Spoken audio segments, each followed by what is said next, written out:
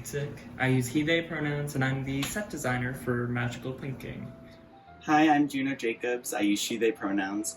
I'm the costume designer for Magical Thinking, and this is my first summer at BVT.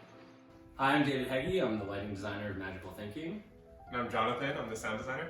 Working on a world premiere play is definitely challenging because you don't have research to kind of guide you, but it's also exciting because you're identifying for yourself what the most important things are. There's certain items in the play, certain scenes that feel like they're really resonating with what I've designed, and it's the idea of if this is produced elsewhere, that kind of iconic look of Viola or of the prom dress is really exciting to kind of find for yourself and not be weighed down to what someone else has done. Upon first reading of the script, I definitely felt like it was grounded in realism and trying to find like the most fleshed out American suburban house that we could. And it really came down to like primarily one research image in terms of like color inspiration and decor. After I am hired to do the show, I usually give it another read and start taking notes about ideas about the show, time of day, location. But the big push is as soon as I get the scenic renderings and I'm able to put the story into the world and try and figure out what is the lighting going to look like in the context of the show. And I'd say specifically with this play, it was very crucial to have those moments of realism, but also be able to pull out into this fantasy psychosis land. So we knew going in that was major to the whole show. And that's not something you just get from reading. That's from all the meetings we had with all the creative team and whatnot. I would say like one of the most exciting things during the design process was trying to figure out a way to get the staircase to work and using the architecture of the theater to our advantage by having it just lead into the bell tower, which was cool.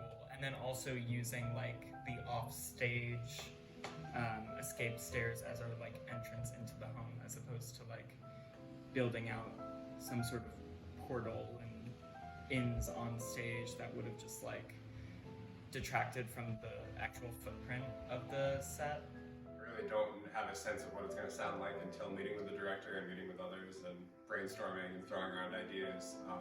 So one of the things Susie, the director, had suggested from early on was that we sort of go very psychological with it to really get inside of her head.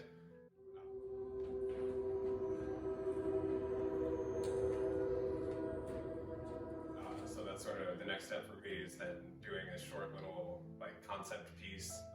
So like a minute long, this is roughly the overarching themes, making sure that we're all on the same page. And then from there, breaking it down into specific scenes or moments or whatever it is, and writing whatever that's going to sound like. One of the biggest inspirations behind this design was the driving force of the marble and marble-like imagery. So there were like crystal refractions and a lot of like translucency with glass, which came into effect, which was through conversations of Susie that we discovered how important that was. One of the biggest challenges was just not really knowing what I was stepping into as I came to BVT, but the stock ended up being really helpful in finding what I needed for the show.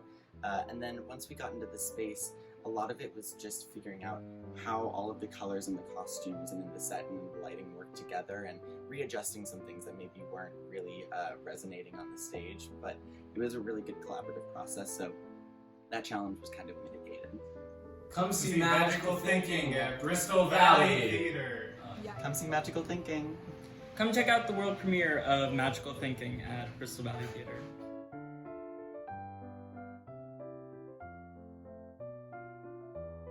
Cut. Cut.